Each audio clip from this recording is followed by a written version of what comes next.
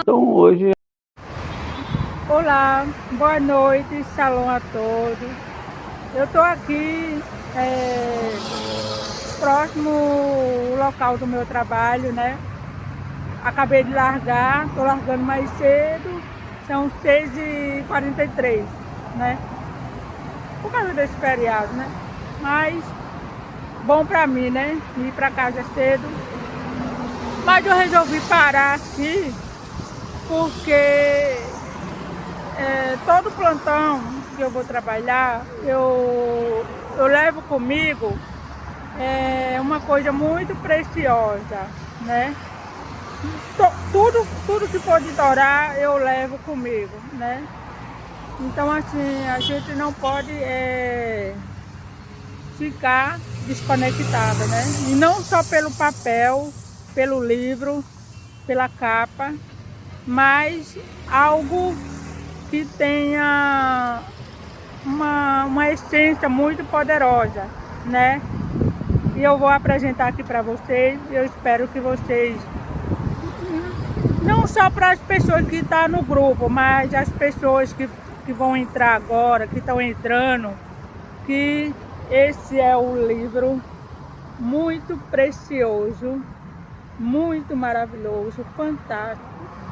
Eu faço parte dessa vida, dessa história da Cabala. Quem sabe o que eu estou falando vai entender, mas tudo que está aqui é verdadeiro, é maravilhoso. E essa semana eu falei para o meu mestre que eu estou muito feliz por estar na Cabala. Eu não tenho o conserto da minha alma 100% ainda, mas eu estou nessa caminhada.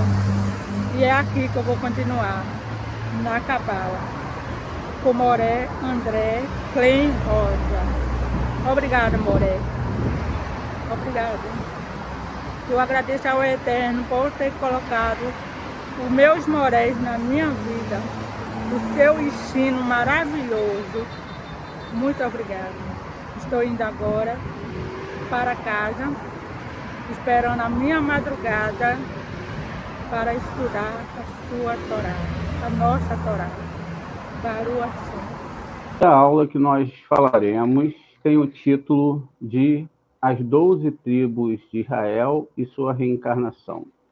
A gente vai viajar por essa história, mas hoje nós lembraremos também de muitas questões inerentes dentro dessa história. Viajaremos ali da época de Bereshit e avançaremos até o Império Romano, desvendando como essas almas vieram, qual eram as suas missões e o que eles tinham que fazer, se eles conseguiram cumprir ou não, se eles vieram uma ou duas vezes, tudo vai estar aqui no nosso estudo. Muito bem. Esse estudo, ele vem trazer para a gente esse esclarecimento, não é? Então, a gente sabe que Jacob Avino, ele teve 12 filhos, e que 2 desses filhos ele teve com a sua esposa Rahel. Os nomes desses 2 filhos, segundo a Torá, era Yosef e Beniamim, que é conhecido como José e Benjamim, sendo José o seu favorito. Isso causou muita inveja entre 10 irmãos, a ponto deles não aguentarem Yosef. Por sua vez também, o José ele jogava lenha na fogueira, acusando-os perante Jacob. Nossos sábios analisam qual de ambos os lados estavam errados. Os 10 irmãos, por pensarem que Yosef queria excomungá-los e assim obter para ele a continuação da cadeia da unidade do patriarcado da Torá, isto é, Abraão, Isaac, Jacob e agora também Yosef. Ou Yosef era o errado, acusando-os de algo que eles talvez não tenham feito? A resposta é que ambos estão errados, pois quando temos interesses e nos colocamos como juízes, nunca veremos a realidade. Esse ódio vai atingir o seu clímax quando os irmãos se sentaram para julgá-lo e decretar a sua morte. Mas, no último momento, o primogênito Rubens sugere outra ideia. Por que a gente não joga ele lá no Bor, que é poço? Ele está cheio de cobra, então nós não seremos o que o matamos, mas vamos deixar para o divino tomar a decisão. Então, assim, eles fizeram. Pegaram Rubem. Rubem pensou que Iosef realmente fosse inocente e as cobras não o matariam. Assim, ele teria uma chance de vir atrás dele e devolvê-lo ao seu pai Jacob. O Rubem ele teve que voltar para sua casa, já que naquele dia era a sua vez de servir e cuidar de Jacó. Então ficaram os 9 irmãos que decidiram tirá-lo do poço e vendê-lo como escravo. Por este ato, causaram o começo da descida para o Egito, que é especificado quando Iosef se torna vice-rei do Egito e comandam que traga toda a sua família. Essas histórias estão na Torá e quando a gente lê a Parashot, no plural, a gente vai vendo o discorrer dessa história. É importante frisar que é um tesouro que a pessoa possa conhecer também a história literal, porque ao conhecer a história literal, ela pega a tradução, ainda que um pouco fora daquilo que realmente está falando, e ela pode ter uma argumentação ainda na tradução sobre muitas questões dentro da Torá. Quer dizer, a nossa discussão dentro da Torá é em cima do nosso idioma, beliscando o hebraico por conta de que ninguém, né, nenhum dos alunos sabe falar o hebraico fluentemente, não faz parte da nossa linguagem, está no cotidiano, no dia a dia, falando o hebraico. Então, a gente anda entre as duas modalidades. Não quer dizer que, se eu não sei o texto como está explicado, dentro dos segredos, etc., eu não devo ler as histórias para pegar cada um desses pontos que eu vou observar, que vai me trazer uma grande riqueza dentro do conhecimento das histórias da Torá. Aqui a gente resume a falha de cada um deles, né? Primeiro, os 9 irmãos. Devido à desonra que Iosef lhe causou, eles viram tudo com muita maldade. Ou seja, o Iosef falava mal deles, isso era um tratamento divino, tinha que acontecer, mas eles viam isso como algo mal da parte de Iosef e não entendiam que isso era algo que veio da parte de Hashem. É o que nós fazemos constantemente. Constantemente a gente faz isso. Quando vem o mal, uma pessoa faz algo errado para a gente acusa a pessoa, e não entende que aquilo está vindo para um tratamento pela parte do divino. Eles olhavam assim, embora isso não fosse a realidade, e por isso eles também julgaram ele mal. Continua a história. Ele foi sequestrado e vendido como escravo, ou seja, eles tiveram a culpa de sequestrá-lo e vendê-lo como escravo. E eles, por fazer isso, eles já começaram exatamente a causar a descida do Egito. Porque a partir do momento que eles mesmo vendem o próprio irmão, e aí eles vão também já preparar o caminho para eles também descerem para essa escravidão por causa dos seus atos. E eles causaram a descida do Egito, como a gente explicou. Qual foi o erro do Rúben, que era o irmão mais velho? Como seus 9 irmãos, ele interpretou o mal e falou mal de Iosef também. Ele jogou Iosef em um poço com cobras, deixando que o divino decidisse. Se ele era uma pessoa boa, ele sobreviveria. E se não fosse, se ele fosse um araxá, ele então morreria. Então, ele tomou essa decisão, foi um erro que ele fez com seu irmão. Como primogênito, ele poderia evitar tudo isso, ou seja, ele não teve maestria nem inteligência para fazer aquilo naquele momento, por causa de uma configuração errada que tinha dentro dele, e ele vai causar, então, um luto no seu pai de 22 anos, onde o próprio Jacó ele se guarda durante 22 anos e vive uma vida muito solitária, nada trazia alegria para ele, e se não há alegria, não há presença divina. E, finalmente, o Yosef Hatzadik também falhou em ver, por inveja, sempre o lado negativo e falar mal dos seus irmãos. Então, ele procurava sempre negativo e falava dos seus irmãos. A gente tem até algumas configurações dentro da Torá falando da Lashon Hará, que é realmente algo que é difícil de tirar do ser humano, porque a gente vai julgando todas as situações e por não estar no nível espiritual ainda elevado, a gente acaba falando mal de todo mundo. E é isso que tem que se procurar cuidar bastante, porque todos os atos e ações, eles são permitidos pelo Eterno. Então, se a gente enxerga, ou tenta enxergar tudo como algo bom, mesmo que o mal tenha acontecido, ou seja, esse mal aconteceu para que eu possa consertar alguma coisa, ao invés de tomar ofensa como pessoal, como geralmente a gente faz, então a gente sempre vai agir assim também. E foi ele quem também trouxe todos nós para o Egito. Todo aquele que serve a Shem veio para o Egito por causa do que Yosef pediu para trazer a sua família. O Benjamim quase não tem culpa de nada, pois ele não vai participar nem do julgamento do Yosef, nem da venda e nem da descida do Egito. Quando os irmãos de Yosef desceram ao Egito para comprar comida, ele os reconheceu e os acusou, dizendo: vocês são espiões. Isso vai estar lá em Bereshit 42:9, e Bereshit é Gênesis, o livro de Gênesis 42:9. Muitos comentaristas se perguntaram por que ele os acusou de espiões e não de ladrões, contrabandista ou outra coisa qualquer. E cada um vai responder de maneira referente.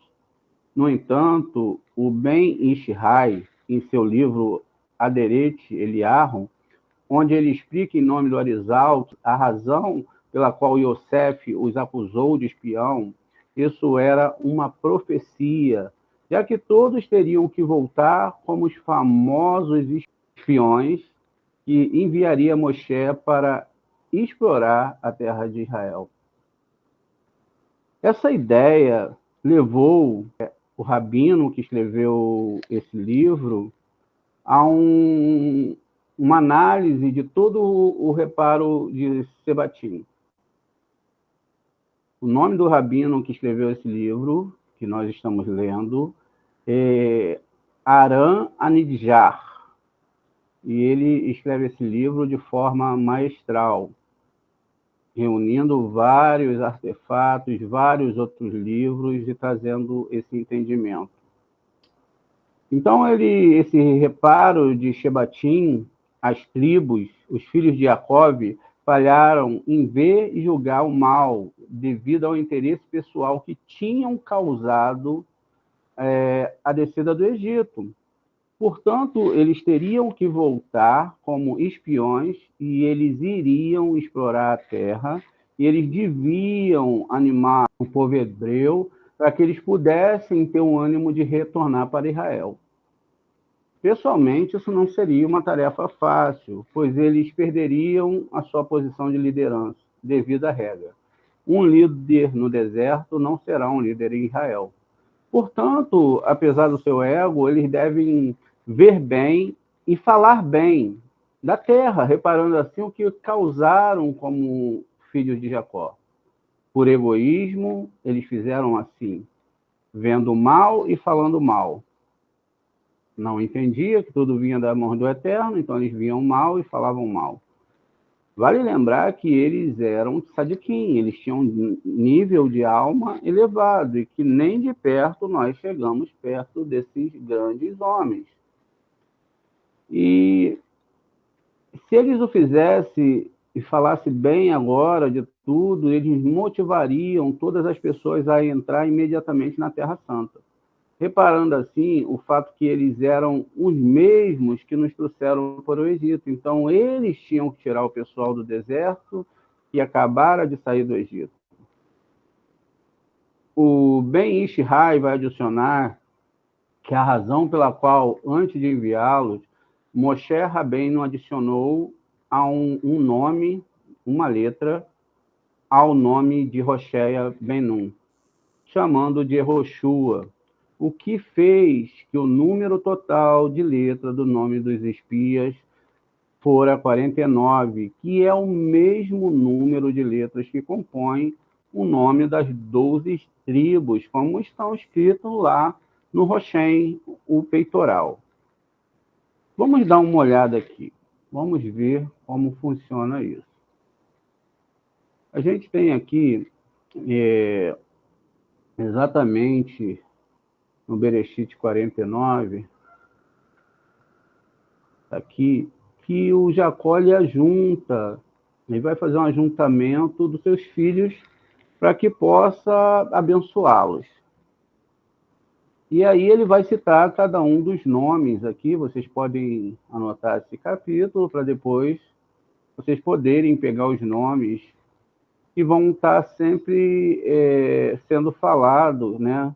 A primeira palavra aqui, ó, Ruben, aí vai ter as bênçãos, depois pula para Shimeon, aqui no 5, e assim vai se falando dessa bênção e das tribos.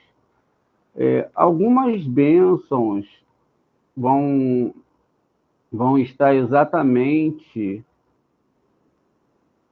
falando das características exatamente de todas as tribos. E aí cada um vai recebendo aqui a sua bênção, Dan, e assim sucessivamente. Shimeon vai estar descrito aqui junto com Levi, porque eles eram irmãos gêmeos. Muitas pessoas não sabem desse detalhe. Então eles vão estar na mesma bênção. Eu disse para vocês, depois vocês deem uma lida. Aqui no Números 13 já vai falar exatamente dos espias, onde o Moshe separa os espias e, mais uma vez, ele começa a citar o nome das tribos, mas agora ele fala das pessoas que estariam ligadas nessa missão, os príncipes. O primeiro é Samua, depois vem o Safate, e aí vem o Caleb aqui embaixo, e assim sucessivamente nós teremos aí todos eles, 10 espias, mais os 2 espias sobressalentes, na verdade, 12 espias. A gente conhece essa história, e a gente sabe que Yehoshua era uma desses espias junto com Caleb, e que os outros 10 espias, eles falam mal da terra. A gente vem aqui agora para o nosso slide, e a gente vê aqui exatamente essas tribos. Eu separei aqui os nomes, aqui em cima eu tenho alguns nomes, e aqui embaixo eu tenho alguns nomes. Vamos ler aqui o nosso texto para a gente chegar lá agora onde eu quero. Então, vamos lá. Então, o Ben Ishi Hai, ele vai dizer que é razão. Portanto, apesar do seu ego, eles devem agora olhar bem, enxergar bem, reparando assim o que causaram como filho de Jacó, por egoísmo, vendo mal e falando mal, ou seja, não entendendo os projetos de Deus. E se assim eles fizessem, eles motivariam todas as pessoas a entrar imediatamente na Terra Santa, reparando o fato que eles eram os mesmos que nos trouxeram para o Egito. Adicionou o Ben Ishi Hai que a razão pela qual, antes de enviá-lo, Moshe Rabbeinu adicionou uma letra no nome de Hoshea Ben Nun, chamando-o de Yehoshua, o que ele fez com que o número total das letras no nome dos espias era 49, e que o mesmo número de letras que compõem os nomes das 12 tribos, como estão escritos no Roshem. Insinuando assim que os 12 irmãos reencarnados nos 12 espias, e segundo o Rabino Haim Vital, que Hoshea Ben Nun era a reencarnação de Yosef Hatzadik. Agora sim eu volto aqui para explicar para vocês. Muito bem. O que acontece aqui? Quando nós contamos essas letras, 49 letras no nome de cima, vocês podem tirar um print para contar. Eu vou deixar vocês verem aqui, ou a gente conta junto, para depois a gente estar lá olhando. Vamos lá, olha. Eu tenho, então, o primeiro nome, Shemua, que foi o nome do espia. Ele tem aí 4 letras, mais 3 letras de Shafate, mais 3 letras de Caleb. Então, aqui eu já tenho 10 letras. 11, 12, 13, 14, com Lâmide, 15, 16, 17, 18, 19, 20, 21, 22, 23, 24, 25, 26, 27, 28, 29, 30, 31, 32, 33, 34, 35, 36, 37, 38, 39, 40, 41, 42, 43, 44, 45, 46, 47, 48. Por quê? O nome Rocheia está aqui. Então, o nome de Rocheia, ele está aqui descrito sem uma letra Iude. Na verdade, aqui a gente tem 48 letras, e sem essa letra Iude, não fica completo. Quando o Moshe ele coloca o Yud, então ele transforma esse peitoral na mesma quantidade de letras que vai estar aqui embaixo, que tem 49 letras. Então, aqui embaixo eu tenho 49 letras, e essas 49 letras vão estar de acordo com os mesmos nomes dos 10 espias, trazendo uma prova dentro de uma forma gemátrica do quantitativo de letra. Como nós sabemos que Moshe é um grande cabalista, então ele coloca esse Yud exatamente aqui no nome de Rocheia. Então, Rocheia, ele passa a se chamar Yehoshua, exatamente por causa desse Yud que vai entrar no nome dele. Vou colocar aqui o Yud. Vou dar uma destacada nele aqui, botar um em negrito e vou colocar ele em outra cor para vocês poderem absorver bem esse ensinamento. Então, isso nos dá uma pista sobre o que a Torá está falando, sobre o que Moshe está falando. Quando a gente chega lá no capítulo 13 de Bar Midbar, que é Números 13, então lá vai estar escrito: esses são os nomes dos homens que Moisés enviou a espiar a terra. Ora, Oséias, filho de Num. Lembrando que a letra Num representa o número 50. E Moisés o chamou de Yehoshua. Está vendo? Aqui eu tenho o Yud acrescentado no nome. Então ele recebe esse Yud e ele se torna Yehoshua, porque antes ele era Rocheia, que nós conhecemos como Oséias, por causa da transliteração que deram. Muito bem. Tudo isso é muito importante aqui. Eu tenho o nome Rocheia, né? Exatamente como é, e aqui ele recebe o Yud. Justamente porque esses nomes dessas reencarnações, elas tinham que receber esse Yud para completar que Moshe estava entendendo essa reencarnação e que ele estava entendendo do que ele estava falando, e assim ele estava consertando. Muito bem. Dentro disso, então, quando ele faz esse concerto, né, e ele vai ver esse total das 49 letras, né, que vai ser exatamente a mesma coisa, e assim a gente descobre aqui que os 12 espias também são a reencarnação dos 12 patriarcas. Depois ainda, o Rabino Haim Vital, que vai dizer que o Hoshea Ben Nun era a reencarnação do próprio Yosef Hatzadik. A gente vai ver isso a seguir. Ele entende isso porque o Moshe ele adicionou exatamente a letra Yud. E a letra Yud é a letra inicial do nome Yosef. É a letra que dá início ao nome Yosef, para insinuar, assim, a conexão entre Yosef e Yeshua Ben Nun. Benjamim, que é chamado também de Binyamin no hebraico, ele não tinha muito para reparar, como a gente viu lá em cima. Ele só veio para apoiar o seu irmão Yosef, que neste tempo é Yehoshua, ou seja, nessa reencarnação agora, no momento ali da Parashá, das espias, ele é Yehoshua. E o nosso Benjamim, ele vai ser o Caleb. Caleb, que quer dizer só coração, que era filho de Efuné. Portanto, os 10 espias que vão restar dessa história, né, são os 10 irmãos do Yosef. É por isso que eles são catalogados como Nasce.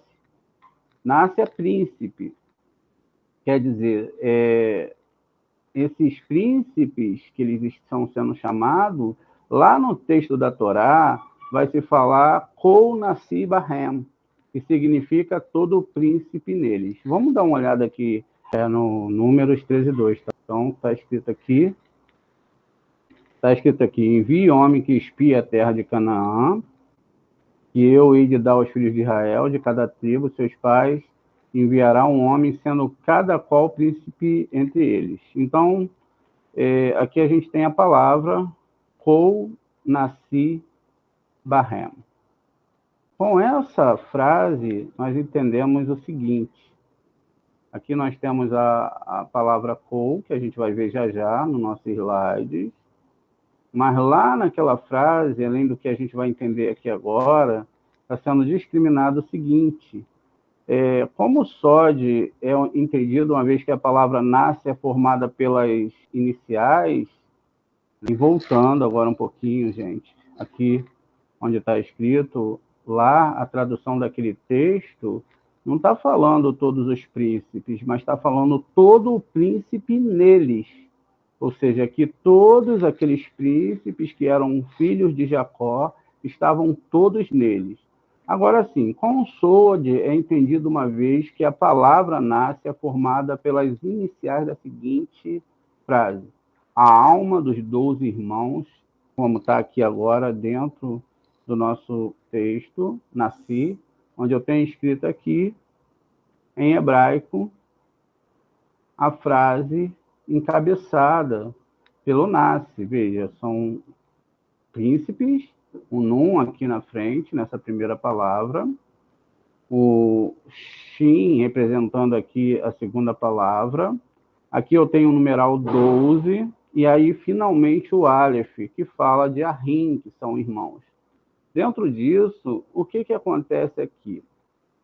É entendido a alma dos 12 irmãos, ou seja, a alma dos 12 irmãos, representado por essa palavra, Neshamotem, Shel, e 12 Ahim, ou seja, essas são as 12 almas que se encontram ali para fazer esse concerto.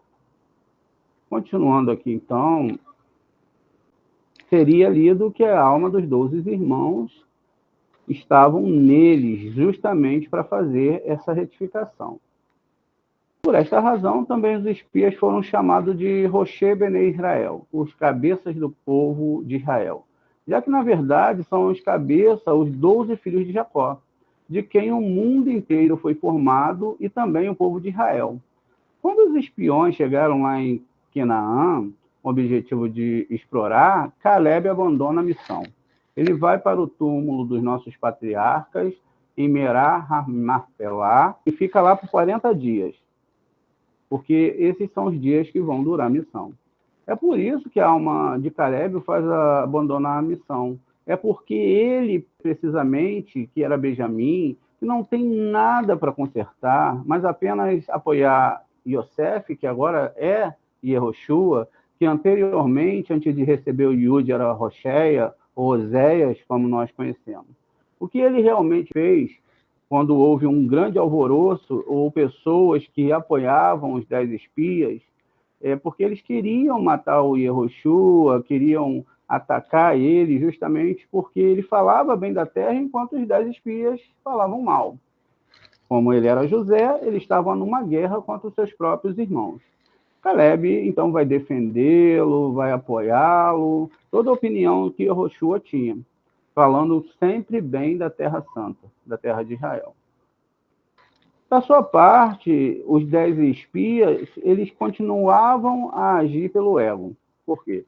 Como nós vimos lá em cima, quem é líder no deserto não será líder em Israel. E eles veem tudo de ruim e negativo na Terra Prometida.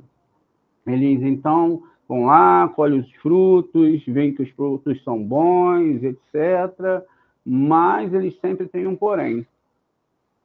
Eles sempre têm um porém, o que leva o povo a ficar desesperado e chorarem, e por causa desse erro foi que eles vão ficar 40 anos no deserto. Ou seja, eles voltaram a cometer o mesmo erro. E aí eles vão morrer gravemente no deserto, com a doença que começa nas suas línguas, pagando assim e sofrendo a falta de reparo que eles tinham que fazer. Mas, no entanto, pelo menos eles deram a todas as pessoas um aprendizado de não falar mal por interesse próprio e ainda menos difamar a terra de Israel, exatamente por conta o que eles queriam era continuar no deserto para ser líderes, não é isso? Mas eles tinham que difamar a terra de Israel para eles continuarem no deserto. Eles não poderiam continuar no deserto e como líderes, ou eles tinham que deixar de ser líderes e ir para Israel. Então, eles preferiram, aquela questão da formatação dentro da alma deles, preferiu que eles fossem, então, falar para o povo que era muito ruim, que eu tinha algumas dificuldades e que era melhor eles continuarem ali no deserto mesmo. Por outro lado, Yosef repara através de Yoshua, falando bem da terra de Israel e tornando-se no seu futuro líder. Foi ele que nos liderou, ele que conquistou e estabeleceu Israel, porque foi Yehoshua que vai entrar. Moshe não entra, e ele entra dentro de Israel. Ele nos tirou de fora de Israel, de um local fora, e colocou a gente dentro. Mas a missão ainda de Yosef não pode acabar antes dele entrar em Israel. Então, ele precisava ainda ir além dos 10 espias, porque ele tinha, como Yehoshua, que enviar os espiões agora para dentro da terra prometida. Então, ele vai mandar 2 espiões lá para dentro. Um deles é o Pinhas e o outro é o próprio Caleb. Ao entrarem para Israel, eles quase foram pegos e só foram salvos por causa de uma mulher chamada Rahabe. Ela é nomeada pela Torá como Zoná. A tradução literal é que ela é uma prostituta. Todos falam dela como uma prostituta. Mas nossos Rahamim esclarecem que ela era uma vendedora de comida. E como ela era uma vendedora de comida, ela tinha uma pousada. E esse título de Zoná vem da palavra Amazon, comida. Aqui vai surgir uma pergunta. Se ela era uma prostituta, né? Se ela não era uma prostituta, por que chamá-la dessa forma? Seria alguma forma de difamá-la, já que ninguém podia pensar nessa palavra vendedora de comida, tirada de Zoná?